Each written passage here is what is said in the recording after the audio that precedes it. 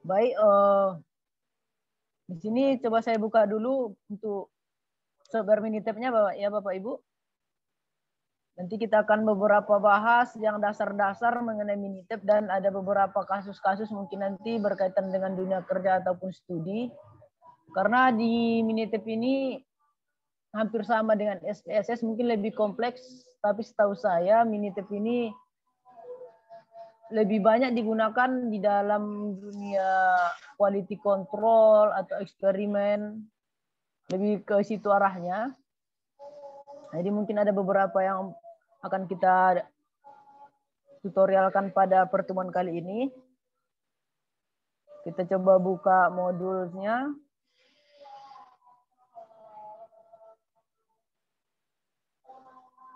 Ini mungkin juga bisa dibaca-baca karena pertemuan kita 2 hari saja. Jadi mungkin ini akan saya padatkan per materinya.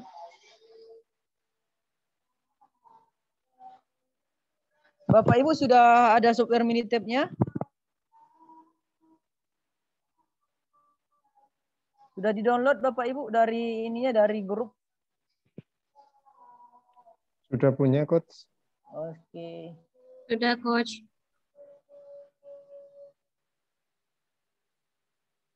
Mungkin nanti sambil saya menjelaskan, bisa juga digunakan di komputer masing-masing.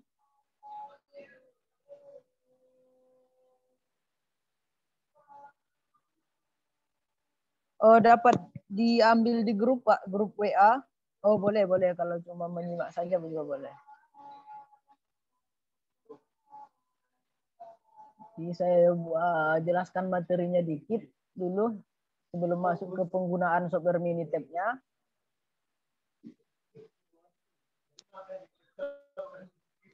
Kita coba. Tampilannya seperti ini, beda dengan mungkin software statistik yang lain. Tapi yang paling mendekati dia ke software SPSS. Tapi terkadang di software Minitab, di software SPSS ada beberapa hal yang tidak ada di dalam penggunaannya. Tapi secara keseluruhan saya merasa lebih lengkap di dalam software Minitab-nya dibanding SPSS. Terutama di dalam quality control tools yang digunakan itu lebih lengkap di dalam software Minitab. Jadi di sini perkenalannya software Minitab ada beberapa sebenarnya materi yang mau saya jelaskan. Mungkin nanti nggak semuanya ini terjelaskan semuanya.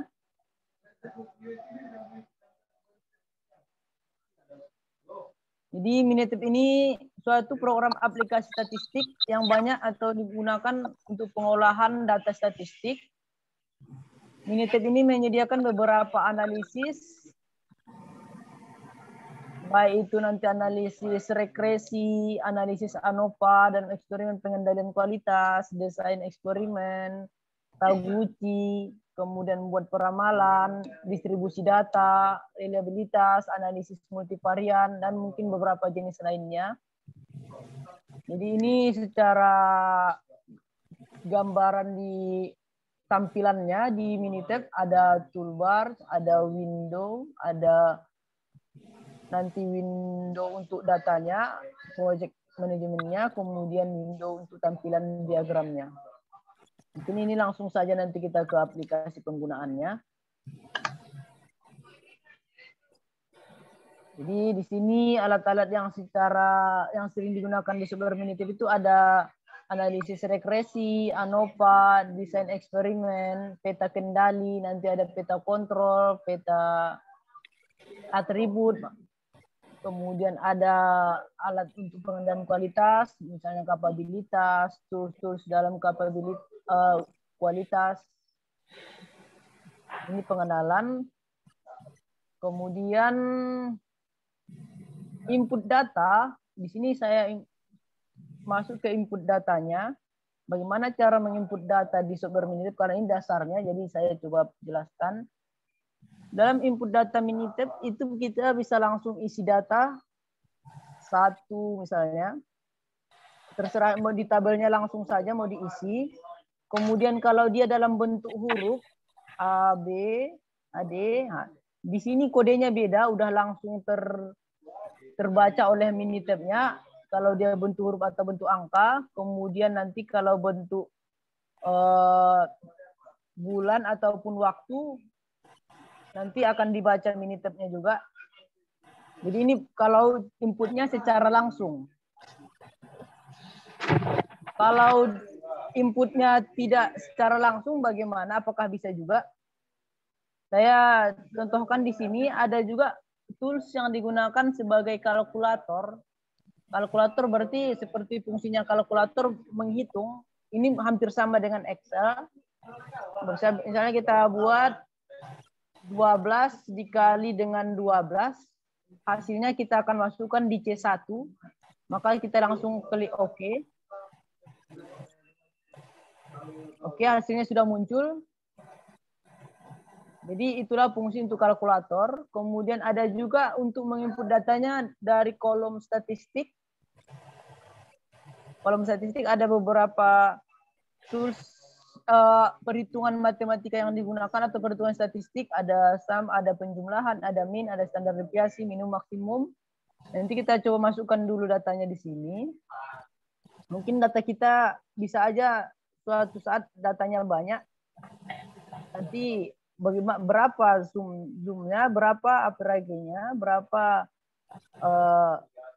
standar deviasinya. Kita coba lihat yang untuk data yang sudah saya input ada 5 data. Kita coba hitung. Misalnya kita mau lihat rata-ratanya, kita akan masukkan di rata-rata dari data input variabel. Input variabel berarti dari mana data tersebut yang mau kita hitung tersebut. Misalnya dari C1, langsung kita klik OK.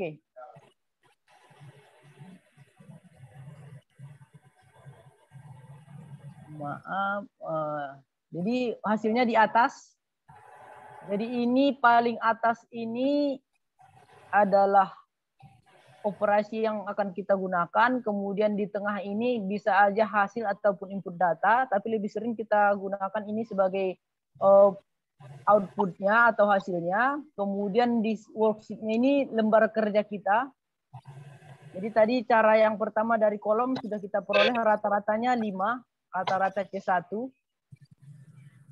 Kemudian bisa juga menggunakan row statistik. Berarti dari baris, kita mau lihat misalnya penjumlahan ataupun seperti tadi rata-rata ataupun standar deviasinya. Jadi kita coba buat di sini 2 baris.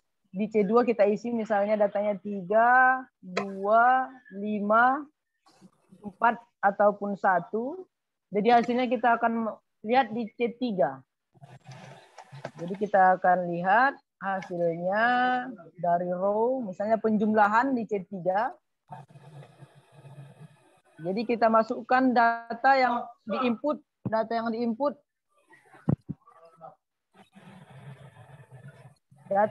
dari C1 sampai C2. Kemudian hasilnya akan kita lihat di C3. Kita klik OK. Jadi hasilnya akan langsung muncul.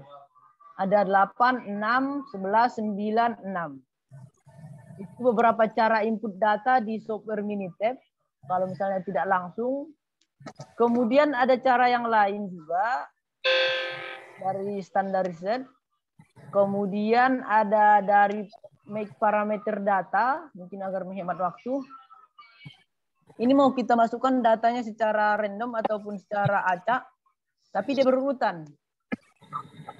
Jadi store partner datanya kita mau lihat di C4.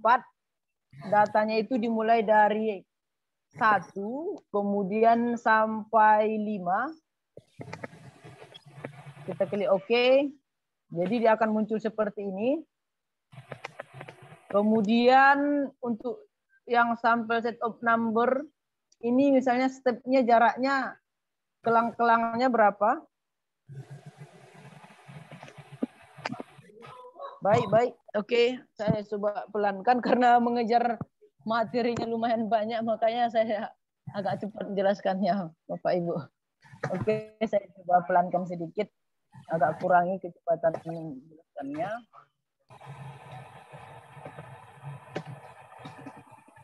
Bentar jaringan. Bentar ya Bapak Ibu. Kemudian ini jaraknya mau kita kasih jarak 2. Kita akan lihat hasilnya. Berarti 1 sampai 5 itu jaraknya 2. Berarti 1, 3, 5. Seharusnya data seperti itu. Oke. Kemudian kalau jarak ini 3 atau terserah. Kemudian untuk yang berikutnya number of time tulis its value. Ini data tersebut berapa kali replikasinya. Jadi kita coba buat 2, berarti angka 1 akan 2 kali, angka 3 akan 2 kali, angka 5 akan 2 kali. Hasilnya akan seperti ini. Kemudian untuk berikutnya number of time tulis the twins. Ini 2. Ini kita akan replikasi secara keseluruhan akan 2 kali. Sehingga totalnya nanti akan 10. Oh, 12 ya, 12. Oke, itu beberapa cara input data. Kemudian ada lagi Coach, cara berikutnya, ya. boleh diulang lagi nggak untuk yang tadi kolom statistik untuk ngitung min sama sum tadi, Coach? Saya lagi coba kok nggak muncul notifikasinya ini ya. Oh ya, coba yang ini, yang kolom atau row? Yang mana? Kolom. Yang kolom. Kolom. Oke. Nah, min. Saya udah pilih min, terus input Kemudian variabelnya itu gimana, Coach? C1 yang mau kita rata-ratakan yang mana? C1, C2, C3 terserah, tapi datanya harus ada. Misalkan C1. Oke, C1. Oke. Ini dikosongkan saja, Bu. Kemudian kita klik OK. Karena hasilnya akan muncul di sini, di atas. Oh. Nah, jadi min dari kolom C1 ini 5. Oh, oke. Ya, Coach. Udah bisa. Thank you, Coach. Oke. Ya, Bu. Kemudian tadi untuk set of number-nya sudah selesai. Semuanya sudah kita coba tadi. Kemudian arbitrary set of number. Nah, di sini maksudnya kalau misalnya di dalam Word, data kita misalnya datanya misalnya data kita 2, 3. Jadi dia bukan dalam bentuk tabel. Jadi misalnya kita copy, kita mau masukkan ke Minitab-nya. Kita mau lihat di C5, kemudian datanya kita tinggal kopikan. Kita akan lihat hasilnya di C5. Oke. Kemudian ini sama seperti yang tadi, untuk datanya berapa kali replikasi tiap angka. Yang di bawahnya ini replikasi secara keseluruhan. Kita lihat di C5 replikasi secara keseluruhan. Oke. Ini cara input data. Kemudian di sini kalau teks seperti yang saya sebutkan tadi, misalnya di C6 teks misalnya nama orang Adi, Ani, Dina. Jadi membedakan antar tabelnya itu ada spasi. Jadi kita bedakan ada spasi di sini. Kalau tidak spasi akan dibaca dalam satu tabel. Oke. Dan kodenya di atas itu akan C6 garis T. Maksudnya T ini teks. Kemudian kalau kita input data dalam bentuk waktu, misalnya kita lihat di C7. Di C7 misalnya ini 1 hari pertama sampai hari kelima. Kita masukkan. Nah, jadi di sini dalam bentuk CT garis D atau dalam bentuk date atau data kan. Kemudian kalau misalnya datanya mau dibuat secara manual, tidak diurutkan, misalnya coba kita masukkan di C8. Di sini misalnya Januari, Februari, Desember. Jadi akan muncul dalam bentuk data. Memang ini sama cara inputnya dengan C6-T, namun kode di sini akan berubah menjadi data ataupun dalam bentuk waktu.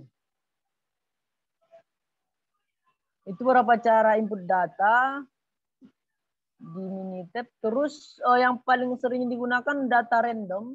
Data random yang biasa kita mungkin gunakan untuk memperoleh data random itu menggunakan Excel. Namun di Excel itu hanya menyediakan, setahu saya ada menyediakan hanya dalam bentuk random uniform. Dia hanya menginput data maksimum dan minimum. Tetapi kadang kita membutuhkan data yang harus dalam bentuk normal ataupun Poisson, eksponensial, geometri. Mungkin ada beberapa Bapak Ibu yang mengetahui jenis-jenis distribusi. Jadi kalau misalnya yang di Excel itu sama dengan random. Random itu berarti dia uniform. Uniform ini yang kita peroleh, yang kita mau lihat itu data maksimum dan minimumnya. Misalnya kita mau buat data acak di C9. Oh bukan, maksudnya ini number of row of data to general. Ini berapa banyak data yang mau kita random. Misalnya 100 data. Kemudian masukkan di C9.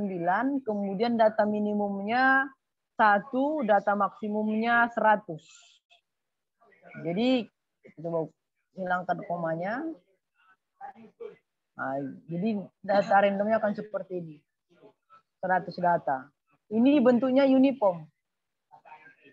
Bentuk distribusinya uniform. Uniform ini bentuknya datar. Mungkin Bapak Ibu nanti ada yang tahu jenis distribusi. Kalau kita masukkan data normal bisa juga. Namun parameternya harus kita masukkan. Misalnya kita mau lihat 100 data di C10 means. Jadi parameter uniform tadi ada minimum sama maksimum. Namun di parameter distribusi normal ada min sama standar deviasi. Minsnya misalnya data kita itu 5, standar deviasinya 0,5.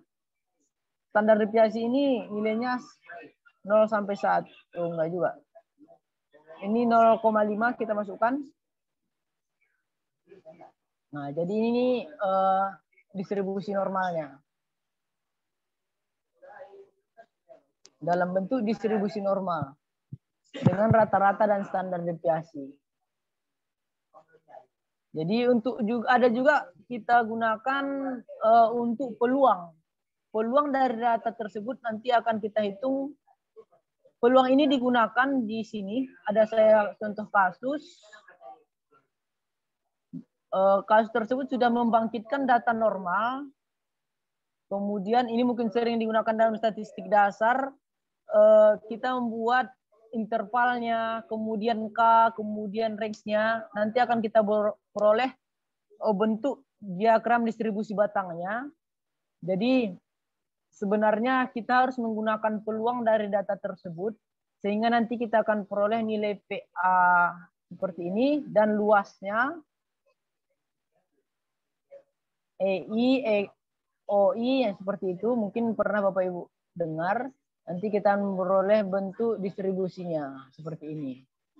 Nah, inilah guna dari pembangkitan probability distribusi. Misalnya kita mau probability-kan data normal tadi, kita lihat probability-nya.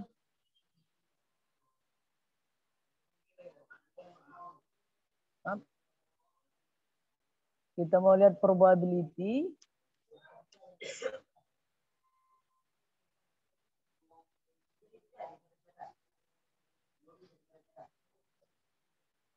Berdistribusi normal.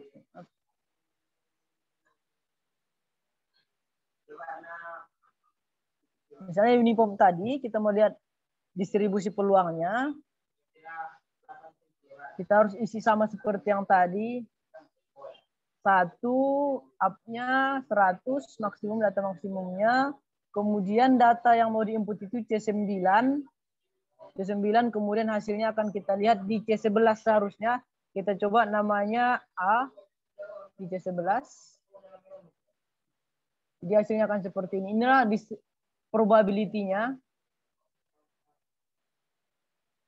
dari data C9.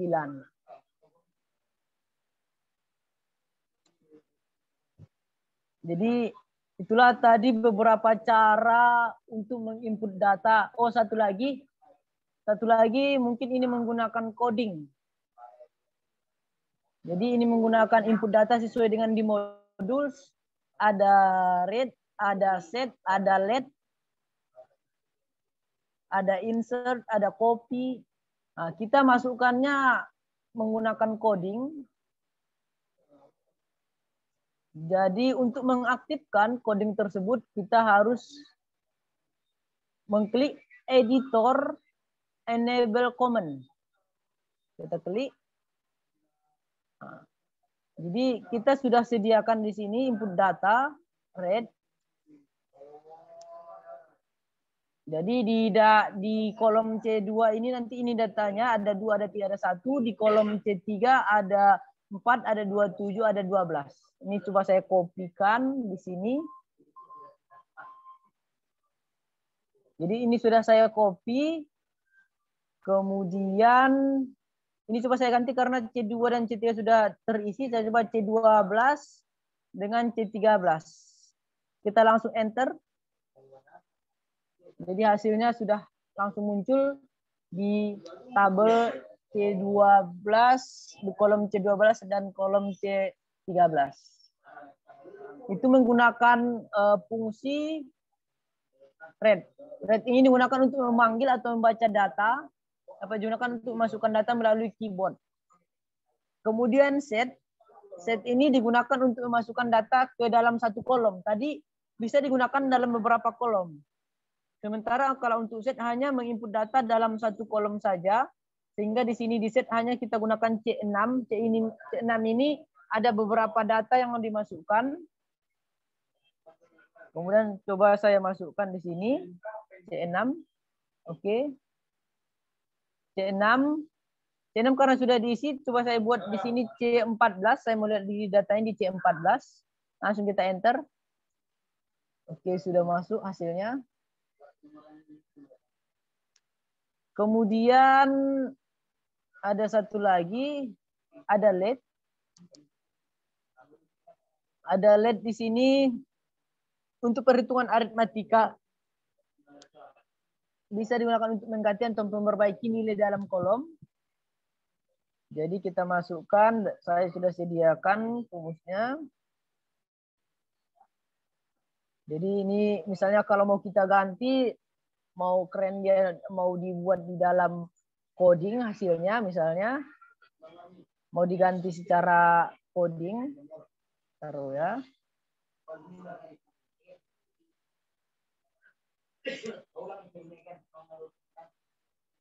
Let C1 kolom baris ketiga, kolom C1 baris ketiga nilainya 4. Di sini 6, jadi mau kita ganti jadi 4. Kita coba enter. Jadi 4. Kemudian kita kali 12 misalnya, kalau perkalian ataupun pembagian aritmatika. 4 dikali 12, kita mau lihat di C1 kolom ketiga. Sudah berubah nilainya 48. Itulah beberapa cara untuk menginput data di software Minitab. Kemudian masuk kita ke yang berikutnya, statistik deskripsi. Coach, ya. logik-logik yang tadi itu di mana ya bisa dapatnya ya, Coach? Yang mana? Saya Mbak? juga pengen coba deh. Yang mana? Ya ini yang MTB, yang data, yang tadi set, yang read. Oh, intinya diaktifkan dulu Mbak ini. Editor enable command. Udah aktif ini, udah dicentang.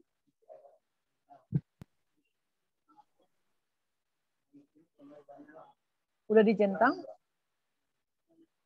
Di mana tadi Coach? Editor, sebentar. Editor enable command-nya dicentang. Oke. Sudah? Coba Bu masukkan fungsi let. Saya masukkan di grup.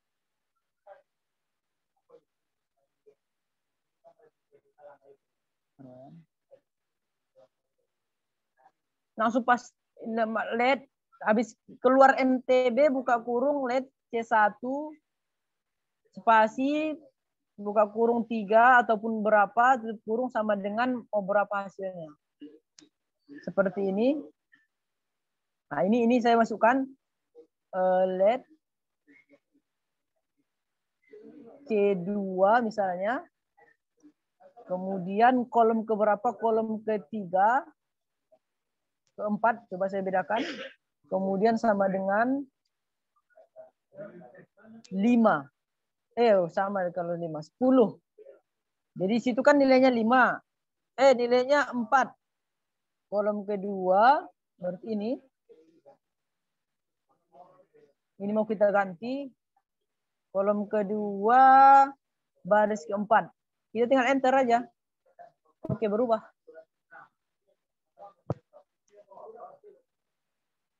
Sudah bisa, Bu? Saya nggak bisa ngikutin, Coach. Oke, mungkin nanti bisa diulang sendiri atau gimana? Atau mau dicoba lagi? Kita editor. Oke, saya coba nonaktifkan editor enable-nya. Ya, nonaktifkan, berarti nggak aktif lagi ya. Jadi aktifkan Saya lagi. nggak ada editornya, Coach. Jadi habis grafik langsung view, nggak ada editor. Habis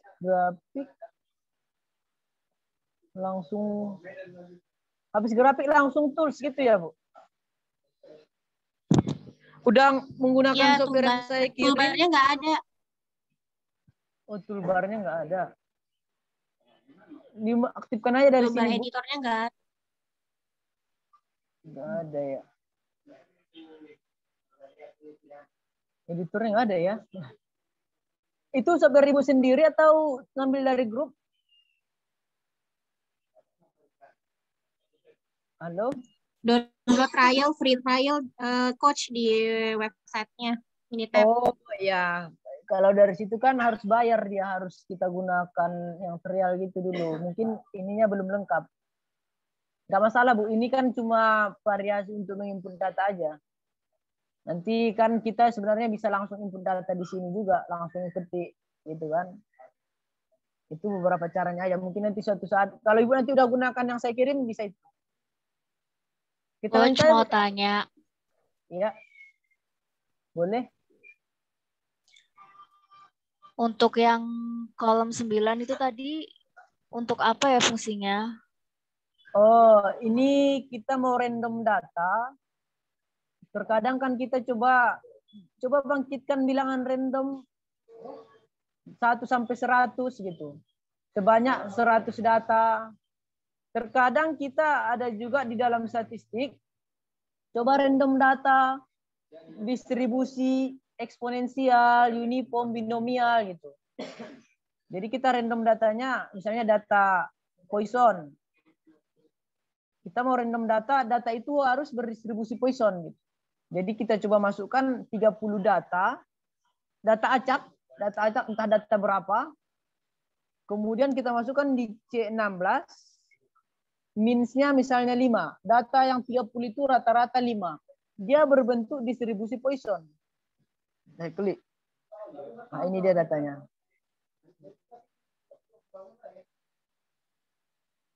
Untuk membuktikannya, saya coba lihat rata-ratanya. Dari sini tadi, kolom. Rata-rata dari C16 tadi kan, C16. Kita lihat rata-ratanya. 4,7. Mendekati 5 berarti.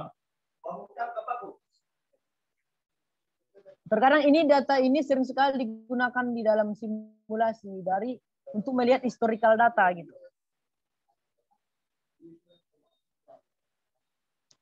Kita kadang ini gunakan di dalam, saya ada kemarin beberapa kali gunakan di dalam software, ada software Arena namanya untuk distribusi, untuk simulasi antrian. Jadi saya harus bangkitkan data distribusi normal sebanyak 100 data. Jadi saya gunakan software Minitab untuk membangkitkan data tersebut. Seperti kasus yang saya ini, ada uji distribusi. saya butuh data normal sebanyak 100 bilangan acak. Jadi kita bangkitkan dari Minitab. Kita bangkitkan bilangan acak. Misalnya normal 100 atau berapa permintaannya. Dengan rata-ratanya, ini yang 2 ini berarti parameter dari distribusi tersebut. Ada 5 minsnya dan standar deviasinya 0,5. Gitu sih, Bu. Iya. Ini dasarnya ya sih. Cara masukkan data. Oke, kita lanjut ya. Untuk deskripsi data, jadi ini untuk membaca data mungkin rata-rata standar deviasi min. Ini saya sudah sediakan datanya. Ada menyajikan data. Coba kita masukkan data. Saya masukkan data di sini C17. Kemudian kita coba ikuti di sininya. Jadi untuk melihat ringkasan data atau deskriptif dari data, kita pilih start, kemudian basic statistik, kemudian display statistik, deskriptif statistik. Ini mungkin start, basic statistik, display, deskriptif. Klik.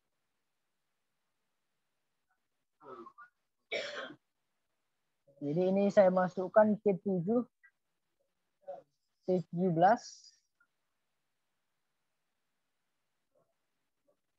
Variabel diisikan poba dengan deskriptifnya, graf histogram untuk kurva normal. Ini kan dia minta dalam bentuk kurva normal kan, statistik. Oke. Saya klik oke, grade-nya. Kita munculkan grafiknya dalam bentuk histogram dan diikuti dengan kurva normal. Kemudian statistik. Statistik apa aja yang kita butuhkan dari data tersebut, misalnya rata-rata, standar deviasi, data minimum, data maksimum, kemudian median, kuartil 1, kuartil 3. Kita klik oke.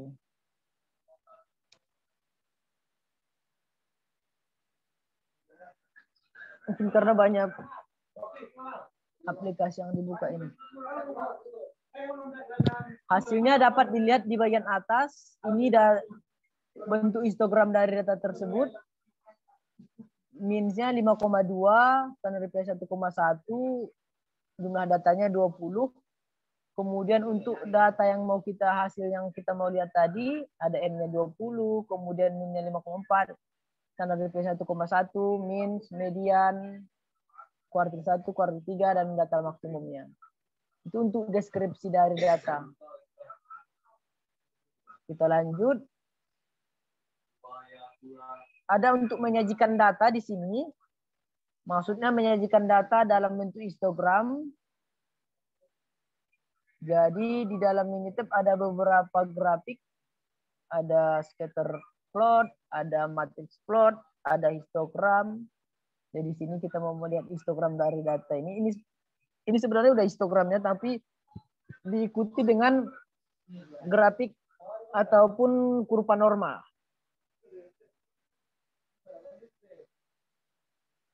Di sini histogram. Jadi kita lihat C17. 17.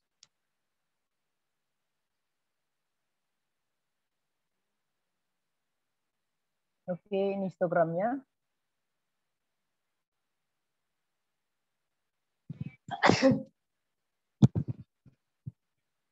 Itu histogram, tidak masalah kayaknya. Kemudian untuk box plot, mungkin yang sering gunakan box plot, bisa juga menggunakan Minitab. Sebagai analisis data, box plot nanti lebih detail data kita lakukan analisisnya. Karena di box plot ada outer, wither, kemudian ada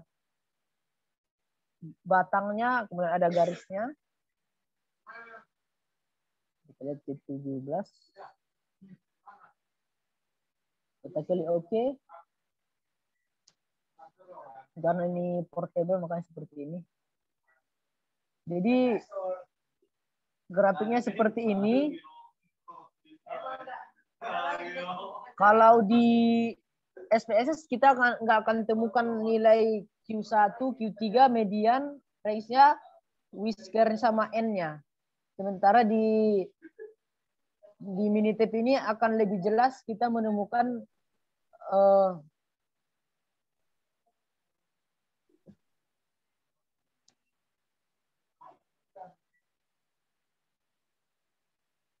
sebentar.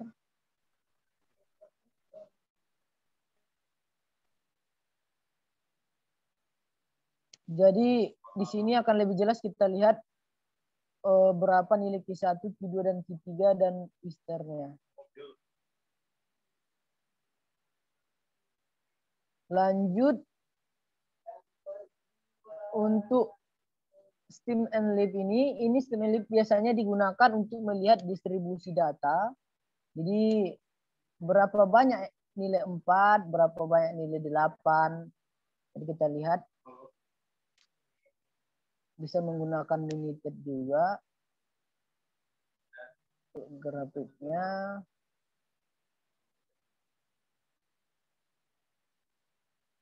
Jadi di sini kita masukkan T17.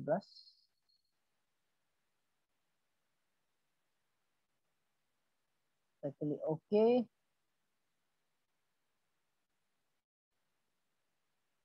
Jadi ini hasilnya. Nilai 4 ini sebanyak 4. Nilai 8 sebanyak 4.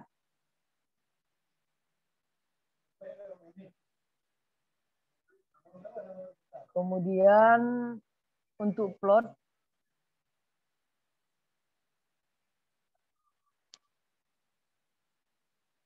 Di sini langkah-langkahnya sudah saya sediakan. Nanti tinggal mengikuti dan ada penjelasan dari saya untuk beberapa cara penggunaannya, maksudnya. Kemudian graph plot.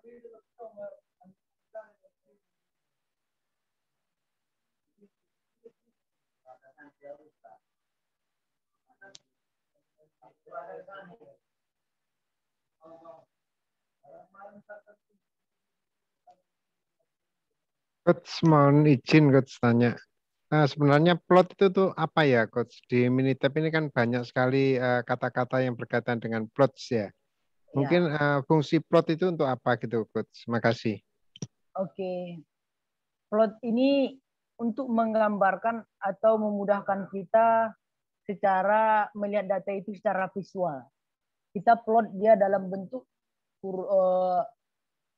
horizontal ataupun vertikal dari data tersebut. Misalnya ini scatter diagram. Scatter diagram ini kita biasanya gunakan untuk memplot data ini, apakah regresi, bentuknya seperti apa. Misalnya kan ini, kita plot datanya dari T7. Jadi ini untuk memudahkan kita membaca data aja sebenarnya Pak. Kita plot datanya. Misalnya kan ini satu lagi. Ini tadi nggak jalan. Ini histogram ini ya, kita coba masukkan seperti apa. Kita masukkan ini.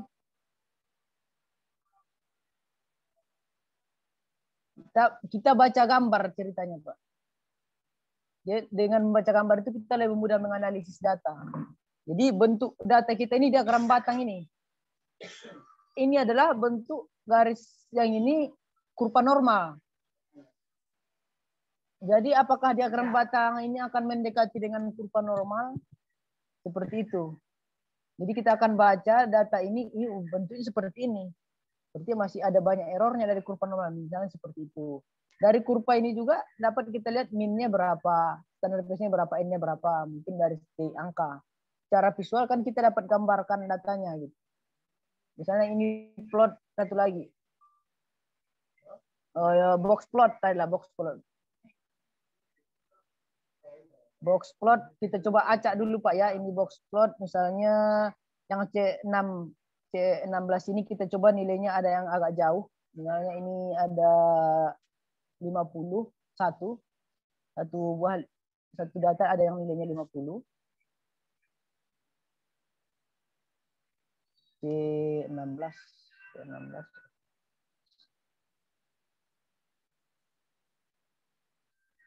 Ya, oke.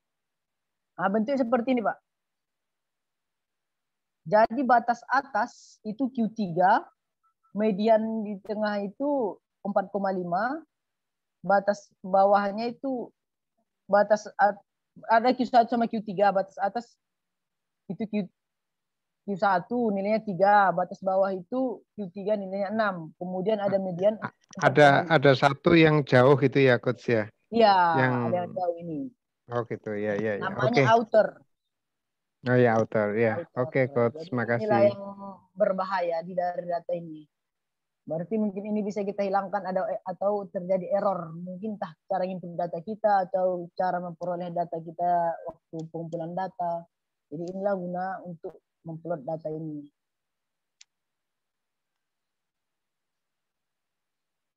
Oke, lanjut.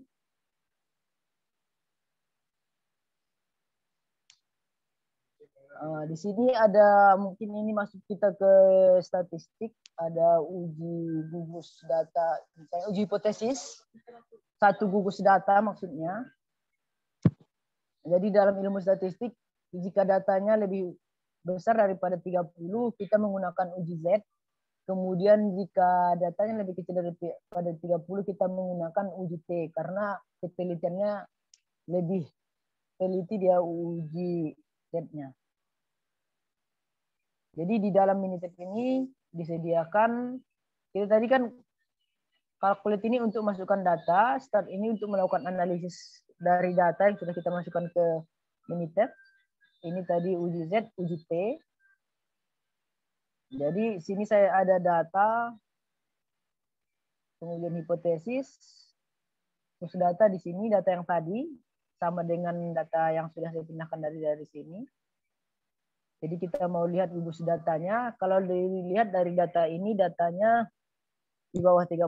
Coba kita lihat. Ada 20 data, berarti di bawah 30 menggunakan uji T.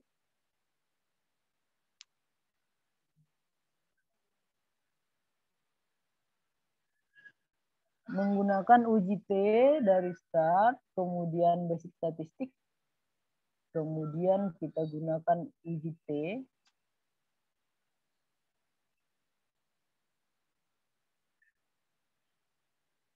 Jadi ini uji T karena akurasinya lebih cocok kita gunakan uji T pada data di bawah 30. Di sini hasil dalam kurung ton per HA. Jadi ini sebenarnya bisa kita isi nilai, kita bisa isi namanya C17 ini misalnya hasil untuk penamaan data. Langsung diklik saja. Kemudian ini distribusi ini menggunakan uji T. Oke, kita masukkan datanya, hasil.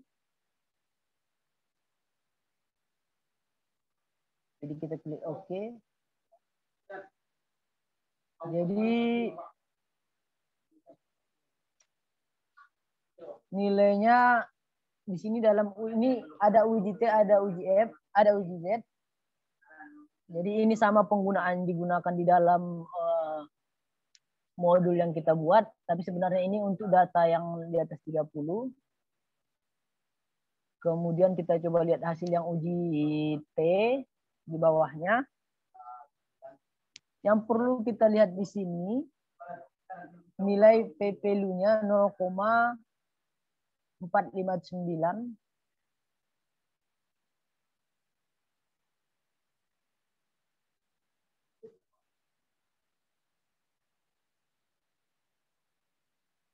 Sepertinya ada yang kurang ini tadi.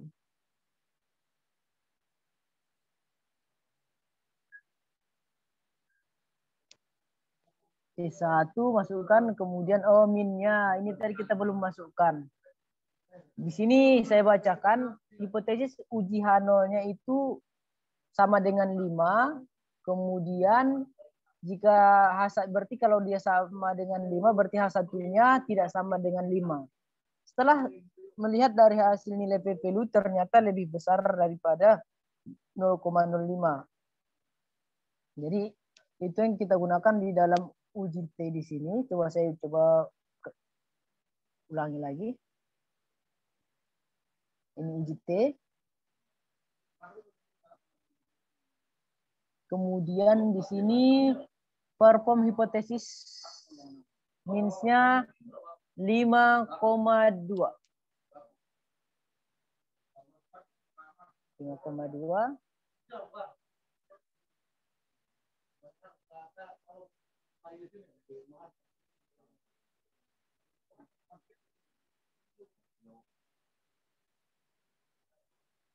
Kita kali oke.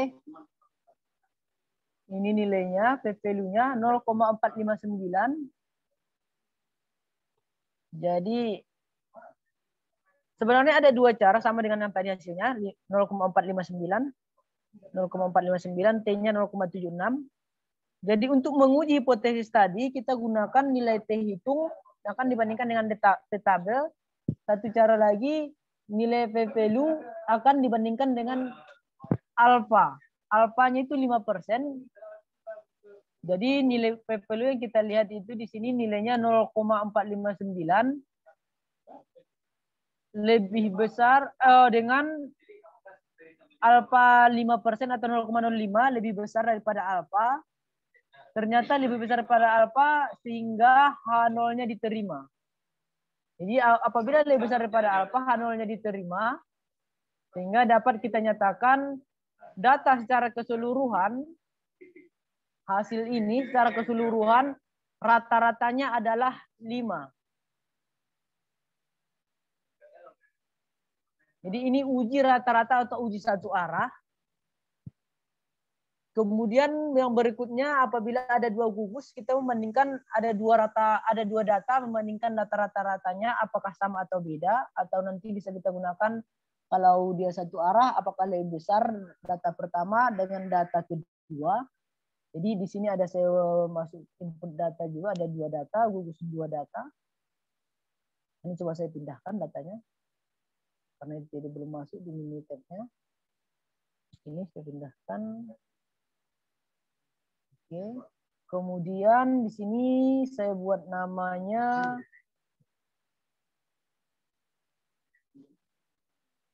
ini sama dengan di sini, sama dengan di modul kita.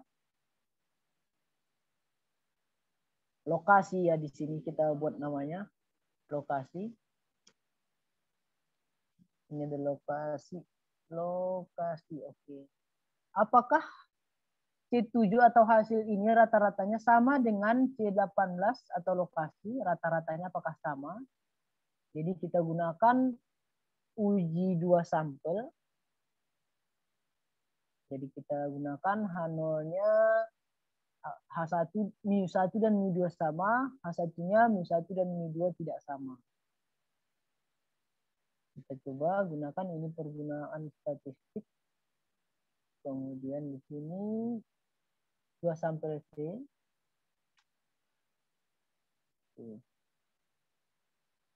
Jadi ini kita masukkan sampelnya.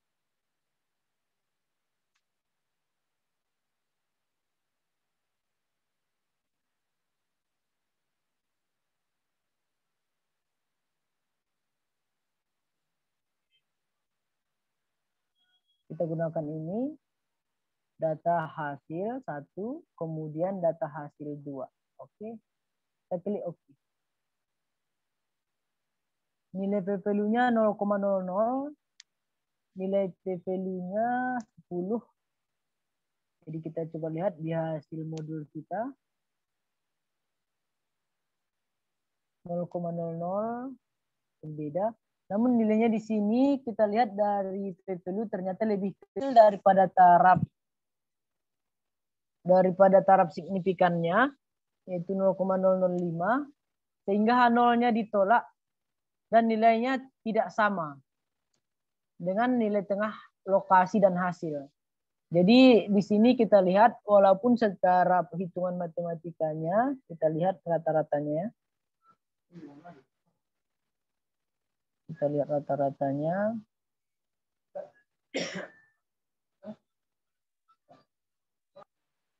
Rata-ratanya 5 sama 2. Memang ini kita lihat perbedaan sangat jauh sekali. Dari secara hitungan statistik rata-ratanya berbeda jauh. Mungkin kalau di sini misalnya 4 ataupun 5, mungkin bisa aja hasilnya nanti memiliki rata-rata yang sama. Karena rentang perbedaannya ini didasarkan pada hitungan uji T yang digunakan di dalam statistik. Itu untuk uji 2 sampel melihat perbedaan rata-ratanya. Coach, P value itu P-nya apa Coach ya? Kalau P-nya saya belum ini Pak. Kalau dia lebih teliti dia Pak sebenarnya nilai P value daripada nilai T hitung ataupun Z hitung ataupun F hitung. Jadi kepanjangan saya belum tahu Pak kalau untuk P value kepanjangan ininya. Karena itu kayaknya diambil dari apa namanya standar deviasi sama min-nya ya, Coach ya. Ketemu sama P value-nya gitu ya. Nggak bisa dibilang dari situnya saja Pak, karena ada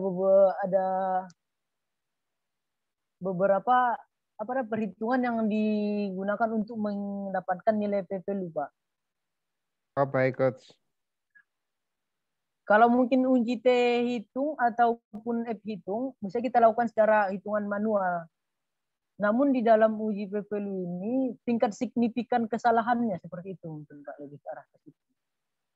Tapi kalau kita bandingkan, kalau kita temukan, sebenarnya ini nggak pernah terjadi. Tapi kalau kita temukan bertentangan antara T hitung, misalnya T hitung, dari T hitung kita terima nol misalnya. Terima nol. Sementara kita peroleh P value-nya menolak nol. Ini nggak pernah, jarang terjadi. Mana tahu ini pernah terjadi. Itu tingkat ketelitian dari hitungan yang 2 ini lebih teliti kita menggunakan P value. Jadi ini yang kita gunakan dalam hasil pengujian kita. Tapi ini selalu sejalan sih biasanya. Jika P value sudah menerima H0, nanti hitungnya biasanya sudah terikut, hasilnya pun nanti akan sama, akan menerima H0 juga. Seperti itu, Pak. Makanya tadi biar lebih cepat saya lihat langsung ke P value-nya tanpa melihat misalnya seperti yang uji yang pertama ini tadi tanpa melihat nilai T hitung. Nanti ini T hitung nanti harus dibandingkan dengan T tabel. Jadi kita ambil lagi T tabel, kita bandingkan dengan T hitung. Berapa N-nya, berapa DF kita peroleh T tabel. Kita bandingkan dengan T hitungnya. Biasa akan sejalan dengan nilai P value. P value yang di umum itu akan selalu dibandingkan dengan 5%, bisa 10% kalau penelitiannya tidak miss-nya banyak. Kalau misalnya penelitiannya sangat akurat, mungkin kita bisa menggunakan alfanya 1%. Tapi yang umum digunakan alfa 5%. Kemudian masuk kita ke yang berikutnya. Di dalam modul ini sebenarnya tidak ada, saya hanya mau menambahkan saya sedikit. Ada independent test. Ada independent test, ada pirate test. Jadi kalau independent test ini digunakan untuk membandingkan 2 kelompok means dari 2 sampel yang berbeda. Jadi ada subjek yang berbeda. Ada subjek yang berbeda, misalnya percobaan 1, percobaan A.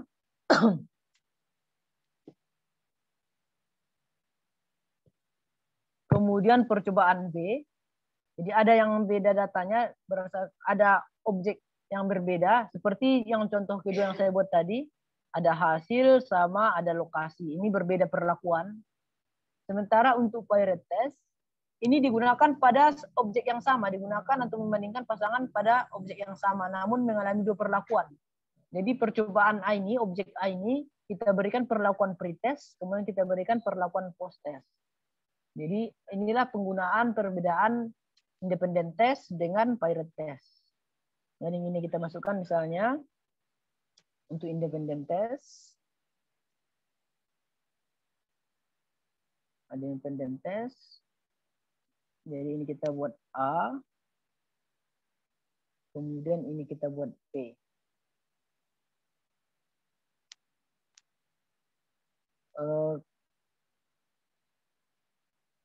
Kalau tadi berarti independent test sama seperti yang tadi, ada dua cara. Satu sama ini data pertama dan data kedua kita bandingkan. Langsung kita klik OK, berarti ini A,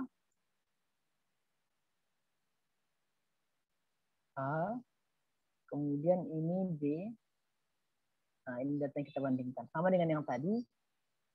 Tapi ada satu lagi cara yang ini sama dengan penggunaannya di SPSS. Ini datanya ini kita gabungkan dalam satu kolom. Dan ini, oke. Kemudian yang berikutnya percobaan kedua, percobaan B. Kita masukkan di bawahnya, kemudian kita bedakan kodenya. Kodenya untuk percobaan 1.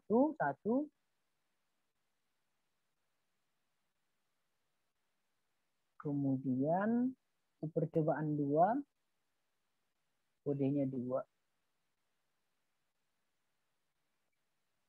Percobaan 2, kodenya 2. Oke. Jadi penggunaannya seperti ini. Independent test. Kita gunakan sampel in one column. Dalam satu kolom sampelnya. Ini kita masukkan C22. Kemudian di sini subscriptnya C23. Oke, kita tinggal oke. Nah, ini dia hasil. Sama dengan hasil yang di awal tadi. Seperti itu. Kalau untuk yang independent test. Namun untuk pirate test, apabila objek yang sama diberikan perlakuan yang berbeda, kita gunakan pirate test. Kita kopikan. Kita gunakan pirate test. Pirate test. Kita masukkan di C25 dan C26. Langsung kita ambil start, kemudian basic statistik, kemudian gunakan pirate test. Pirate test untuk persampelnya C25. Kemudian second sampelnya C26. Kemudian kita klik OK. Ini dia hasilnya untuk pirate test. Nilainya p-value-nya 0,00, kemudian t-value-nya 48,6. Berikutnya itulah untuk pengujian hipotesis di dalam software Minitab. Kemudian masuk kita ke materi berikutnya, ada analisis regresi. Regresi ini untuk melihat bentuk hubungan, kalau korelasi melihat kekuatan hubungan. Jadi di dalam regresi ini nanti akan kita peroleh juga korelasi atau S-square-nya. Seperti ini S-square berarti kekuatan hubungan 40%. Jadi kita mau lihat kekuatan hubungan data dan regresinya. Ada biaya dan hasil. Ini data bisa disediakan. Kita masukkan di kolom T28 dan 29. 28, 29. Kemudian kita mau lihat regresinya, regresi linear, karena yang dibandingkan ada dua data. Ini kita coba buat dulu hasil. Kemudian biaya dan hasil ya, biaya dan hasil. Ada biaya, kemudian ada hasil. Oh, sama, harus dibedakan hasil 1 ya. Oke. Kemudian start regresi linear. Jadi di sini di modul kita ini datanya tadi saya pindahkan ke Excel. Kemudian di sini responnya ada hasil, kemudian prediktornya ada biaya. Jadi ini ada respon hasil, kemudian prediktornya ada biaya, prediksi biaya. Biaya. Kemudian di sini ada beberapa yang mau dianalisis, optionnya.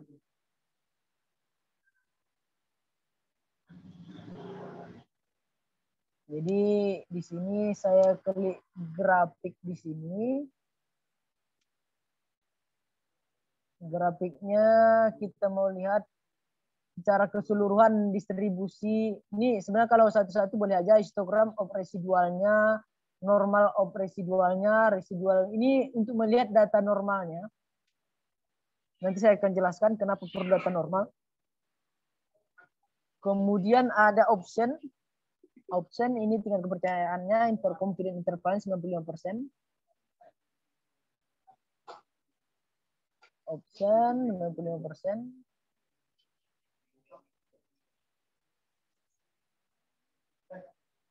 Range-nya. Persen, prediktor intervalnya. Kemudian hasil responnya ada regression. R-square, kita mau lihat hasil apa aja. R-square juga penting sekali untuk validitas, untuk korelasinya. Kemudian residual, ini nggak usah sebenarnya residualnya. Residual ini untuk melihat distribusi data, normal atau enggak. Kita klik oke. Ini bentuknya. Itu bentuk plot yang tadi Bapak tanyakan. Jadi hasil bentuk regresinya untuk memprediksi hasil, karena yang mau diprediksi nilai hasilnya 344 ditambah 3,22 dikali dengan biaya. Biaya tersebut akan seiring dengan perubahan, karena ini kita untuk memprediksi data hasil. Berarti nanti kalau kita masukkan nilai biaya 100, berarti 100 dikali 3,22 ditambah 344, maka hasilnya seperti itu. Sesuai dengan bentuk regresinya. Namun di sini, apakah memiliki hubungan yang signifikan atau tidak? Di sini dapat kita lihat dari nilai p-value-nya di bawah 0,05. Ataupun dapat dibandingkan dengan T-hitung dan T-tabelnya. Jadi kalau dia lebih kecil dari 0,5 berarti tidak memiliki hubungan signifikan. Kemudian R-square-nya juga dapat kita lihat. R-square ini kekuatan hubungannya 40%. Jadi untuk biaya mempengaruhi hasil itu sebesar 40%. Jadi 60%-nya itu dipengaruhi variabel lain. Sehingga yang mempengaruhi hasil, biaya yang mempengaruhi hasil itu besarnya pengaruhnya sebesar 40%. Ini diagram diagram ragamnya atau tabel ragamnya. Tabel ragam. Ini sering digunakan di dalam ANOVA. Seperti itu, ini hasilnya tadi. R-square-nya biaya disimpulkan bahwa mempengaruhi pengaruh nyata terhadap perubahan hasil. Oh, nilainya lebih kecil ya. Kemudian R-square progresifkan bahwa hanya penerangannya 40%. Sudah cukup baik dalam mengimitasikan data. Jadi ini tadi hasilnya untuk regresi. Sementara di sini ada plotnya. Plot inilah yang kita gunakan untuk menganalisis bentar.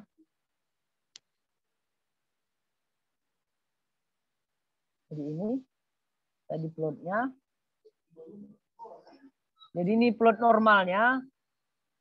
Jadi secara visual kita lihat titik-titik ini harus mengikuti garis ini. Itulah yang berdistribusi normal. Seperti ini juga. Titik-titik ini harus dekat dengan garis yang di tengah. Dan begitu ya bentuk histogramnya, dia harus mengikuti bentuk kurva normal. Jadi untuk mengetahui data tersebut normal atau tidak. Kenapa penting data normal?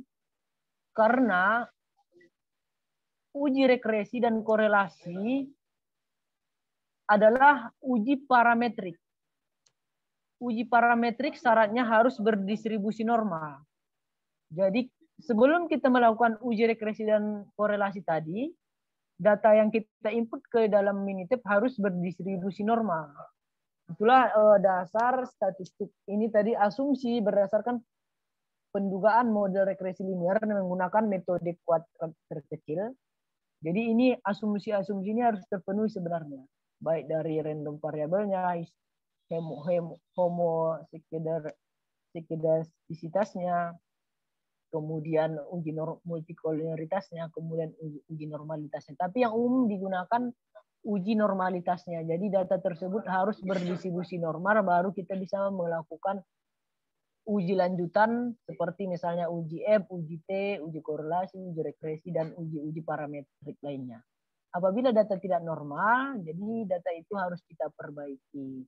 Maksudnya data normal, data yang memiliki parameter, dan sebenarnya di sini kalau data normal itu data yang wajar gitu, wajar. Misalnya kalau normal kan berarti datanya tidak ada miss ataupun tidak ada kesalahan seperti dalam kehidupan. Misalnya kalau kita makan misalnya 3 kali sehari, ada yang makan misalnya 1 kali sehari, berarti itu ada yang nggak normal gitu. Ataupun terjadi kesalahan atau miss dalam data tersebut. Makanya data tersebut harus berdistribusi normal. Jadi apabila tidak normal, kita akan menggunakan uji non-parametrik ataupun kita melakukan perbaikan data.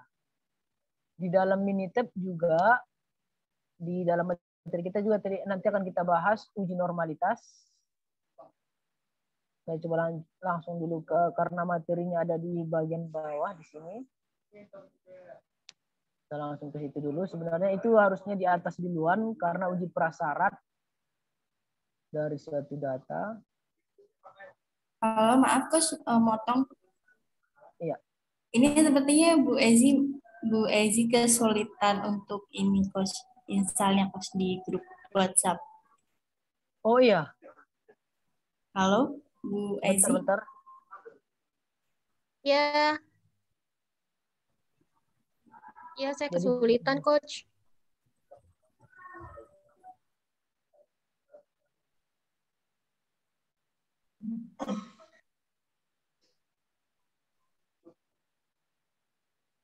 Saya nggak bisa, nggak perlu diinstal, Bu. Di-download udah, di-download dari grup. Ya, Coach udah di download, tinggal diklik aja, tapi munculnya begitu komennya. Nanti coba saya kirim dari email aja, Bu. Atau ada data yang tidak terdownload, takutnya ada yang data yang kurang. Karena kan yang lain bisa ya. Bisa, Oke, Coach. Coach. Bisa. Iya.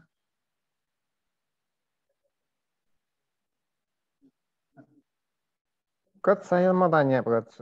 Kalau nilai probabilitasnya di bawah 0,05 tadi, artinya tidak ada korelasi yang cukup kuat gitu ya, Coach ya? Artinya nanti H0-nya itu ditolak, H1-nya diterima gitu, Coach? Ya, betul. Tapi ini Pak, sebenarnya semua data itu ada hubungannya. Namun, signifikan atau tidak, itu sebenarnya masalahnya. Jadi uji statistik yang kita gunakan di sini, apakah memiliki hubungan yang signifikan atau tidak signifikan. Apapun yang kita masukkan data di dalam hitungan statistik, itu akan menghasilkan nilai nilai ada hubungan, misalnya 0,00. Sementara dalam logika, misalnya kita coba hubungkan, saya makan di sini, ada data di hari segala macam. Kita hubungkan entah data dari mana, kita coba hubungkan korelasi regresinya, pasti ada nilainya. Namun secara logikanya masuk atau enggak kan itu. Makanya penting sekali logika conclusion-nya juga harus jalan gitu. Itu sih Pak. Coba saya keluarkan dulu ini.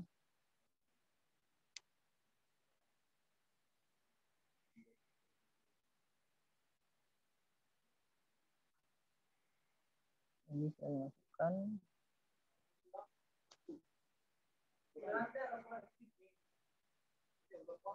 Jadi uji normalitas itu merupakan syarat dari parametrik. Untuk ANOVA juga menggunakan data harus normal karena ANOVA adalah uji parametrik. Nah, seperti ini. Kalau di materi kita di modul hanya sekilas saja saya bahas di sini. Uji normalitas, nanti saya akan kirim filenya untuk normalitas menggunakan uji. Jadi di sini ada data, 2 data tadi, uji regresi tadi, saya coba uji normalitasnya dulu. Jadi ini ada tadi data biaya dan hasil. Ada biaya, di sini hasil. Oke. Jadi di sini untuk melihat normalitas data, dapat kita lihat normalitas. Kalau tadi kan yang kita gambarkan hanya secara visual saja, nanti akan kita lihat angkanya. Di sini ada 3 uji normalitas yang disediakan di Minitab. Di SPSS juga ada beberapa cara. Ada Anderson-Darling, ada Ryan Joyner, ada Kolmogorov-Smirnov. Jadi di sini perbedaannya. Untuk data kecil atau 7-50 data, lebih akurat kita gunakan Anderson-Darling atau Ray Joyner. Tapi yang paling, kalau datanya semakin kecil, yang paling kecil itu menggunakan Ray Joyner. Kemudian untuk Lilliform ini sama dengan Anderson, sama dengan Kolmogorov-Smirnov. Kolmogorov-Smirnov apabila datanya di atas 50 atau sampai 200, datanya lebih banyak. Jadi ini data yang 12 ini, kita coba menggunakan Ryan Joyner. Jadi kita uji distribusinya. Apakah dia berdistribusi normal atau tidak. Kita masukkan ujinya. Jadi inilah plotnya tadi. Kita lihat hasilnya. Nilai p-value-nya 0,1, RJ-nya 0,9, datanya standar deviasinya minnya. Jadi kalau nilainya di sini lebih besar daripada 0,05 itu berdistribusi normal. Namun jika lebih kecil daripada 0,05 tidak berdistribusi normal. Jadi kalau kita mau lihat di dalam plotnya, ini kita lihat, kita bandingkan datanya dalam bentuk grafik batang, hasilnya tadi, kemudian data view-nya oke, kita coba oke. Kita masukkan biaya tadi, biaya.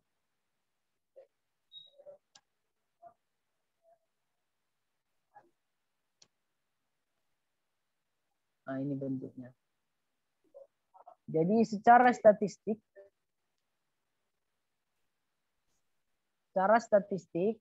diagram batang ini mendekati bentuk garis ini. Masih ada toleransi untuk yang sebenarnya kan dia harus pas seperti ini kalau normal, tapi ada toleransi yang diberikan sehingga ini yang masih ada di luar diagram garis ini masih dikategorikan wajar dan masih mendekati kurva normal. Tapi sebenarnya karena datanya ini kecil ini sebenarnya, makanya hasilnya seperti ini. Datanya sedikit. Jadi ini memenuhi kurva normal, data normal, tapi dalam bentuk angka bisa kita gunakan ini. Kalau dalam bentuk visual saja tidak bisa langsung menjudge bahwa data itu normal atau tidak normal. Kemudian uji normalitas menggunakan Ray Joyner untuk hasil. Ini tergantung metode yang digunakan, tapi dari sumber yang saya peroleh tadi, Anderson Darling, datanya itu lebih kecil, kemudian regional pun lebih kecil daripada 50. Atau ini biasa disebutkan dengan spirowalik, atau di dalam SPSS namanya spirowalik. Ini juga nilainya p-value-nya lebih besar pada 0,05 dan sehingga berdistribusi normal.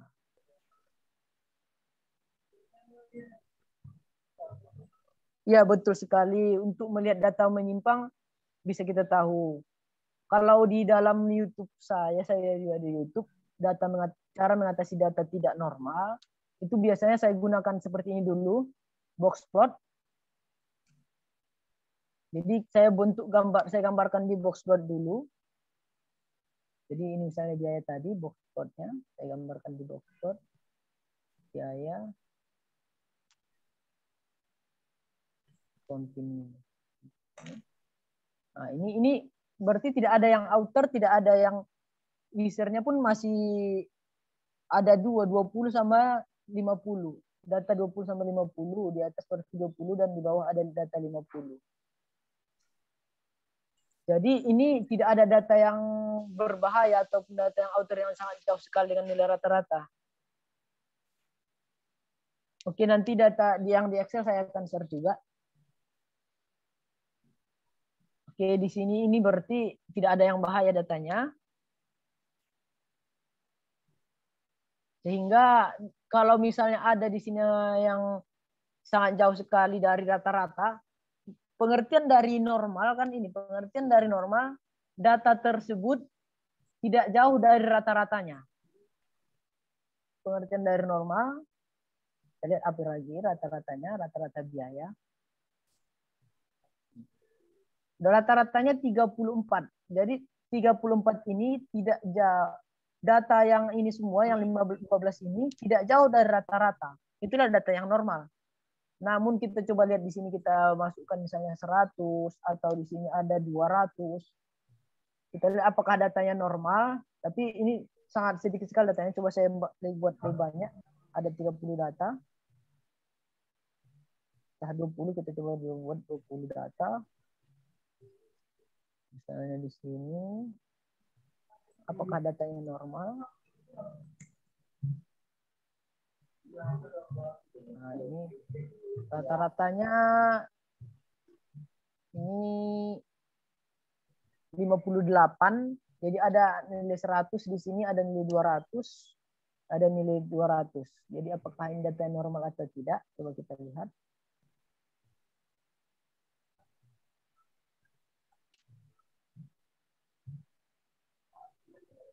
Jadi kita coba lihat secara hitungan statistiknya. Ini C3 ya, C3. Nah, ini nilainya tidak normal. Nilainya 0,001. Dari grafiknya pun bisa kita lihat ada beberapa titik ini yang nilai titik ini angka yang kita input tadi yang menjauh dengan garis ini. Garis ini garis normalnya. Sehingga saya biasanya menggunakan box plot untuk melihat kalau misalnya datanya banyak. Ini kita gunakan box plot. Kita lihat mana data yang outer sehingga bisa kita hilangkan atau kita ganti. Atau data bisa kita tambahkan lebih banyak lagi. Ini ada 3 data. Ada di kolom C3, O9. Kemudian di sini ada di C3, row 2. Jadi ini saya coba hilangkan datanya. Misalnya coba saya hilangkan di sini. Yang nilai 100, saya coba hilangkan. Kita lihat, nilai 100, nilai 5, nilai 200 pada baris ke-5, kemudian baris ke-7, nilai 200. Ini ada satu lagi nilai 200.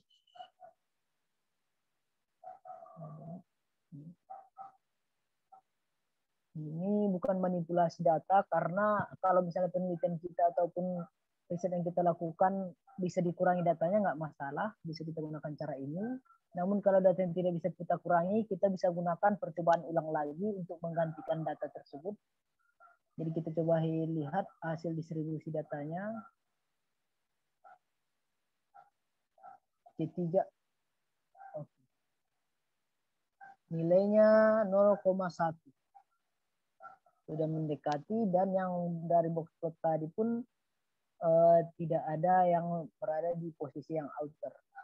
Jadi tidak ada lagi. Oke. Seperti ini.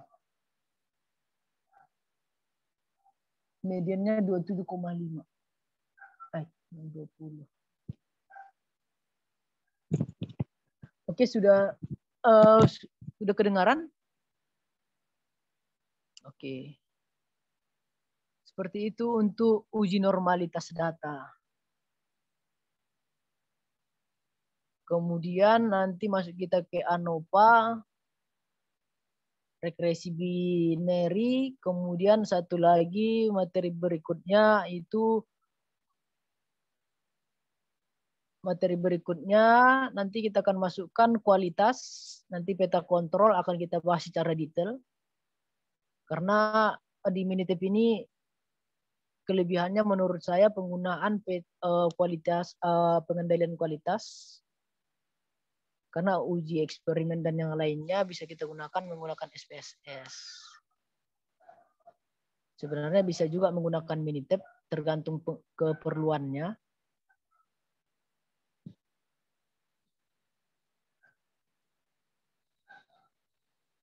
Itu sih Bapak Ibu. Kalau ada mau ditanyakan, silahkan. Untuk pertemuan perkenalan pada malam pertama kali ini.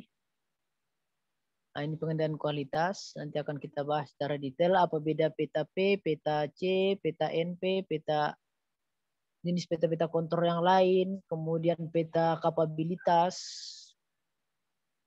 peta variabel, peta X, peta R, dan beberapa tools kontrol yang kita gunakan di dalam software Minitab. Ada Pareto chart, ada Ranchart, ada Gekran chart, ada cost and effect diagram, ada capability analysis. Kemudian atau kalau di dalam peta kontrolnya ada beberapa X bar X, X bar S, ada untuk yang individualnya. Kemudian untuk atributnya ada P, ada NP, ada C, ada U. Itu sih Bapak Ibu untuk pertemuan malam ini. Kita bahas tadi materinya. Izin bertanya, Coach. Ya. Mohon maaf nih, saya telah join karena memang jaringan bermasalah. Untuk perbedaan antara SPS dan Minitab apa ya, Coach? Untuk perbedaannya secara umum sama menurut saya, tapi ada beberapa yang ada di dalam Minitab dan ada yang ada di dalam SPSS gitu. Seperti di sini, ini contoh kecilnya saja. Saya pernah menggunakan box plot. Di dalam SPSS ini kita nggak tahu Q1 seperti ini tadi. Nilai Q1, Q3, N-nya berapa, mediannya berapa, kan gitu. Kadang ada, tapi saya lebih sering menggunakan Minitab ini di dalam pengendalian kualitas. Jadi tools di dalam Minitab ini lebih banyak di variasi-variasi ataupun analisis yang digunakan dalam quality tools gitu, Pak. Kita coba buka. berarti untuk yang secara umum, secara global itu memang digunakan Minitab ya, Coach? Iya. Kemudian tampilan visual dari Minitab visualnya lebih bagus dibandingkan SPSS. Dan yang ada di tampilan visualnya itu penjelasannya lebih rinci dibandingkan SPSS gitu, Pak. Oh, gitu, Coach. Iya. Terima kasih, Coach. Iya, Pak. Yang lain Untuk ANOVA mungkin bisa kita lanjutkan, tapi ini sudah lebih dari 1,5 jam. Di sini saya juga sudah buat materi ANOVA-nya. Nanti ANOVA-nya ada faktorial, ada rancangan acak lengkap, rancangan acak kelompok. Nah, itu nanti kita akan bahas. Ini pertemuan besok, karena ada 3 atau 4 materi lagi. Di sini sesuai dengan pertemuan, pengenalan Minitab, dasar-dasar statistik dasarnya, analisis regresi, ini percobaan tadi belum sempat kita bahas. Kemudian asumsi, maksudnya di sini normalitas dan yang lainnya. Coach, izin bertanya, Coach. Iya. Itu untuk software yang di-share di grup WhatsApp, Coach, itu apakah yang full version atau yang ada jangka waktunya ya? Soalnya kan kemarin waktu kita training sebelumnya suruh download yang free dulu kan. Oh, yang itu langsung bisa dipakai, Pak. Itu portable, nggak perlu diinstal, langsung digunakan, nggak ada batas waktunya. Oh, nggak pakai install dulu ya, Coach ya? Nggak perlu. Itu udah portable. Oh gitu. Pak. Makasih, Coach. Oke, Pak. Gimana untuk pertemuan malam ini? Mungkin cukup sampai di sini. Ada mau ditanyakan lagi, Bapak Ibu? Iya, silakan Bapak Ibu, barangkali ada yang masih bingung. Iya, tadi itu pada saat ini kan banyak sekali cara untuk memasukkan atau menginput data ya, Coach ya. Iya. Jadi tadi sama Coach sudah disampaikan bahwa cara-cara menginput data di dalam Minitab itu banyak sekali. Coach, berarti ketika kita punya data apapun sebenarnya di sana itu asal kita tahu ya fungsinya baik dari Word maupun dari Excel itu sebenarnya tinggal copy paste aja, Coach ya, di anunya itu ya, Coach ya, sambil kita kasih betul. nama gitu ya. Betul, Pak. Tapi kan kadang kita ada data di Word gitu kan, seperti ini kan. Ini kan kasusnya kalau kita pindahkan ke sini kan susah lagi gitu. Nggak mungkin kan, ini banyak kayak gini. Sementara kita mau bentuknya mau di dalam kolom gitu kan. Ini syukur aja datanya dikit. Kalau misalnya datanya banyak, misalnya sampai ratusan kan gitu kan, Pak. Itu kan akan menghabiskan waktu juga kan. Maksudnya cara-caranya itu kita bisa tools di Minitab ini ada beberapa kemudahan yang digunakan kan gitu. Seperti kayak ini tadi kan ada hitungan seperti Excel-nya lebih bisa kita gunakan di sini. Kalau di SPSS mana ada kan gitu.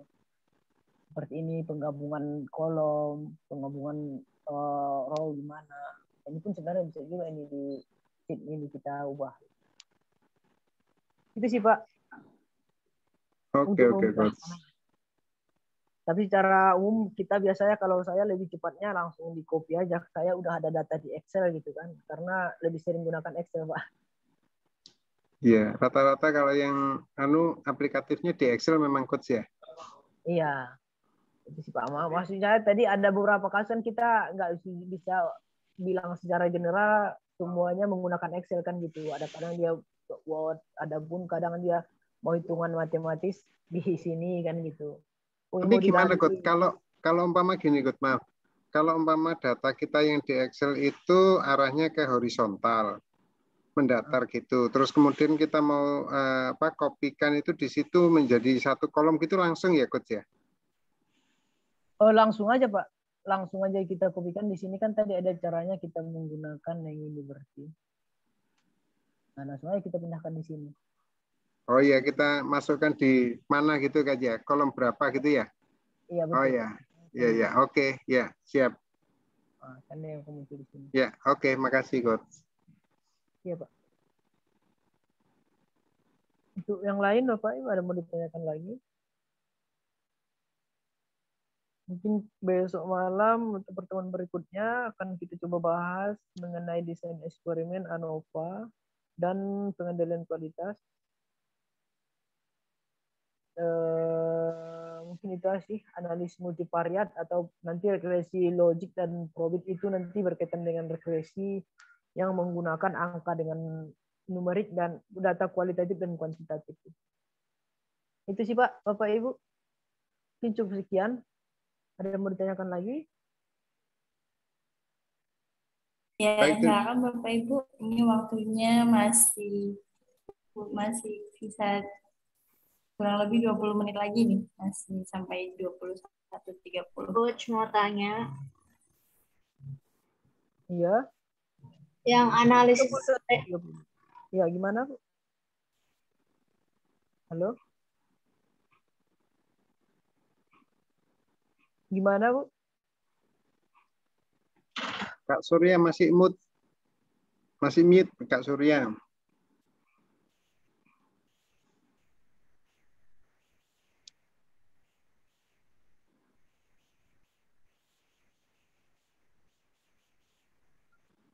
Gimana tadi, Pak? Itu Coach di chat itu Coach pertanyaannya. Ya, tadi saya nggak lihat, bentar, Pak. Coba diulang, Pak. Bu, yang mau ditanya tadi.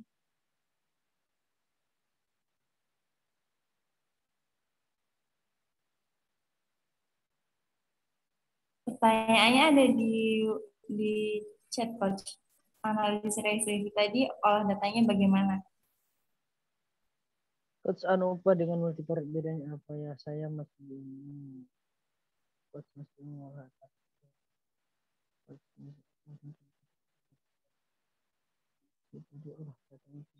Analisis regresi ya. Analisis regresi.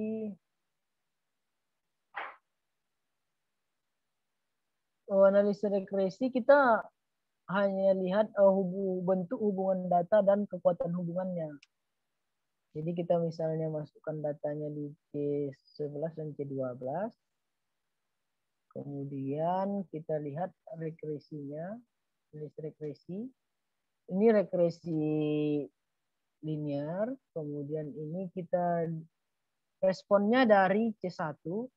Ini kita coba buat penamaan biar lebih mudah memahaminya. Jadi ini ada biaya. Dengan biaya segini akan menghasilkan hasil segini. Ini karena sama. Jadi kita buat biaya 1. Kemudian ini ada hasil 1. Jadi di sini kita coba buat regresinya. Biaya 1. Biaya ini responnya. Respon yang diberikan ataupun perlakuan yang diberikan. Kemudian ini ada hasil atau prediksi yang akan kita prediksi. Jadi kita lihat, mau kita lihat secara keseluruhan fit all. Kemudian ini tadi kan datanya sudah normal, jadi sudah memenuhi data normal. Karena di modul kita tadi kita asumsikan data tersebut berdistribusi normal gitu kan. Kemudian resulnya mau kita lihat hasilnya R², basic analisisnya bentuk regresinya. Kemudian kita klik OK. Nah, ini hasilnya. Kemudian cara bacanya.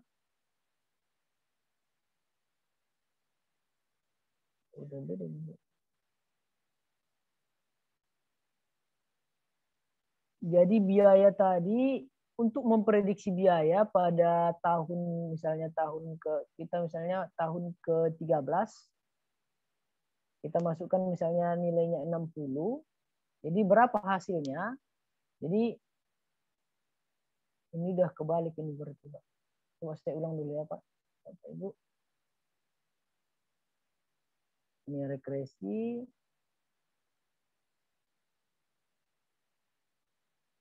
Nah, hasil.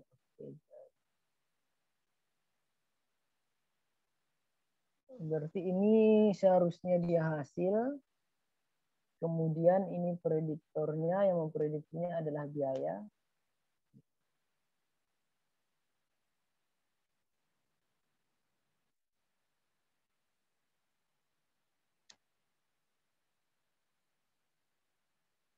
Sebentar. Ini nilainya tidak sama.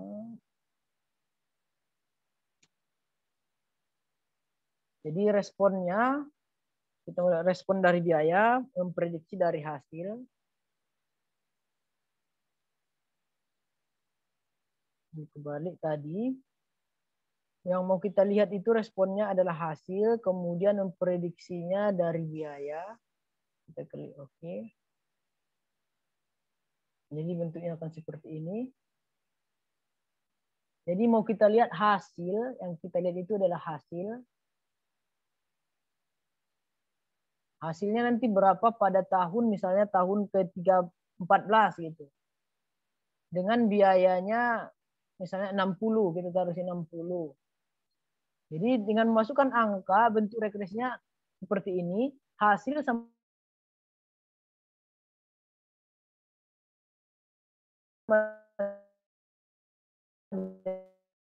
dengan 344 ditambah 3.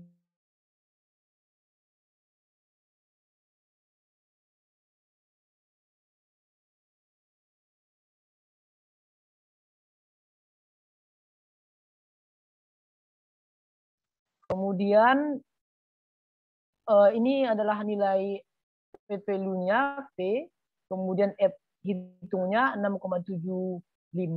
Ini merupakan analisis seragamnya. Nanti apabila nilainya lebih kecil daripada 0,05, nah tadi sudah kita bahas di modulnya, itu berarti ada pengaruh yang signifikan antara biaya dan hasil. Berapa besar pengaruhnya dapat kita lihat dari nilai korelasinya dengan nilai S-square-nya. Nilai korelasinya 40%. Jadi pengaruh biaya terhadap hasil sebesar 40%. Jadi untuk mempengaruhi hasil itu ada beberapa variabel. Jadi kalau biaya itu mempengaruhi hasil itu sebesar 40%. Berarti ada 60% lagi pengaruh yang lain. Pengaruh lain itu adalah para variabel lain yang mempengaruhi dari hasil tersebut. Seperti itu. Seperti itu, Bu. Tadi untuk penjelasan dari regresi dan korelasi.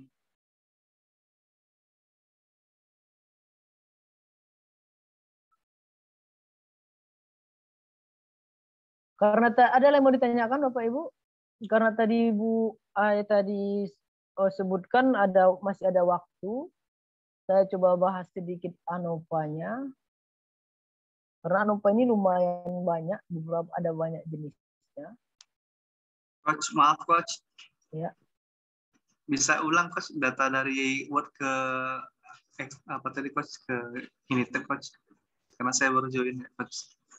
Oh, kalau diulang semua kayaknya nggak mungkin lagi tuh Pak kalau diulang cara masukannya. Enggak, yang dari Word ke Excelnya itu ya Coach.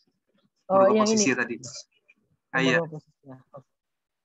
Mohon maaf Coach. Iya ya. Oke, ini kita mau merubah. Ini ada tadi beberapa cara. Ada kalkulator, ada kolom, ada row, kemudian ada memasukkan data secara acak, ada random data, jadi distribusi datanya, ada peluang dari random data tersebut. Kemudian kalau ini tadi bisa menggunakan arbitrary set of number. Oh, arbitrary Coach. Ya, kita masukkan di sini. Oke. Kita masukkan misalnya di C14. Nah, ini udah masuk. Jadi ada juga kalau kita mau buat datanya misalnya C15. Tadi nanti bisa dilihat diputar lagi Pak video sebelumnya. Oh iya Coach. Terima kasih Coach. Udah di-record ya, udah di-record tadi C15. Kita lihat C15 1 sampai 15. Nah, ini datanya. Kalau mau kita buat data berurutan. Oke Coach. Sudah jelas Coach. Terima kasih Coach. Ya Pak.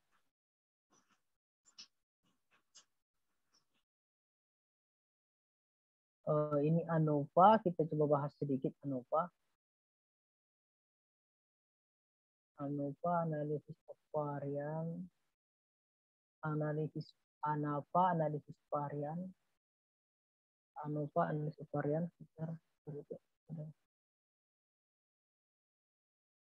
Ya benar, apabila mendekati 1 atau 100%, berarti itu sebenarnya nggak akan mungkin terjadi, akan sangat susah terjadi apabila nilainya 1 atau 100%.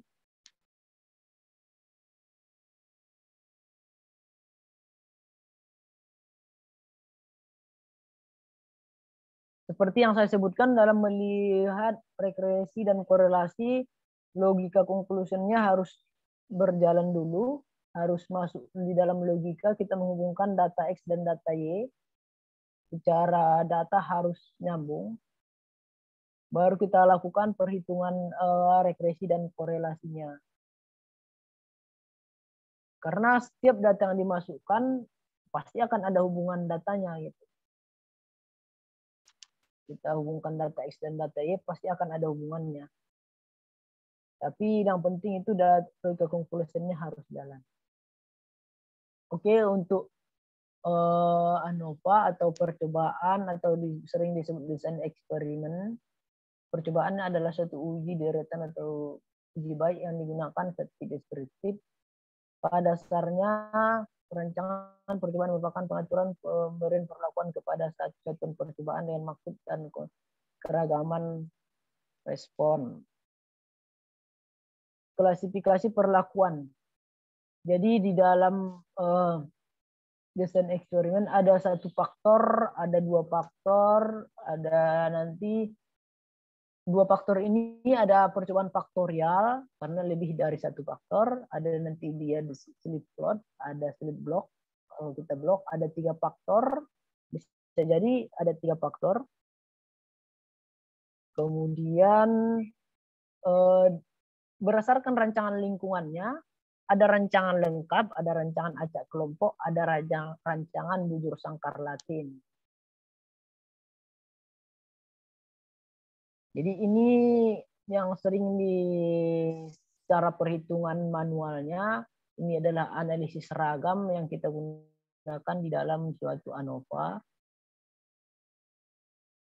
Jadi di sini ada data karantina yang ingin mengetahui pengaruh pemberian fumigasi dengan berbagai dosis, ada beberapa dosis dengan lama fumigasi yang berbeda 2 dan 4 jam terhadap daya kecambah benih tomat. Metode pengecambahan yang digunakan adalah grow on test. Untuk percobaan menggunakan diasumsikan homogen. Jadi nggak perlu kita lakukan uji homogenitas. Berarti data sudah diasumsikan homogen. Dan normalitasnya pun seharusnya harus diuji kalau dia data normalitas. Jadi di sini sudah disediakan dalam bentuk tabel. Nanti kalau ada kasus-kasus dalam mungkin bisa kita terjemahkan nanti apakah dia bantu bujur sangkar Latin. Coba kita jelaskan sedikit tadi bujur sangkar Latin, apa bedanya dengan faktorial. Kalau faktorial dia lebih ke arah faktornya, merupakan rancangan yang berkaitan dengan bagaimana perlakuan dibentuk yang diberikan ke suatu percobaan. Jadi ada perlakuan yang diberikan, ada perlakuan ini maksudnya faktor yang diberikan dalam suatu percobaan. Sementara yang berkaitan dengan mempengaruhi respon atau suatu percobaan ada, kalau dilihat dari perlakuannya ada faktorial, tapi kalau dilihat dari rancangan lingkungannya ada rancangan acak lengkap, rancangan acak kelompok, dan rancangan bujur sangkar Latin.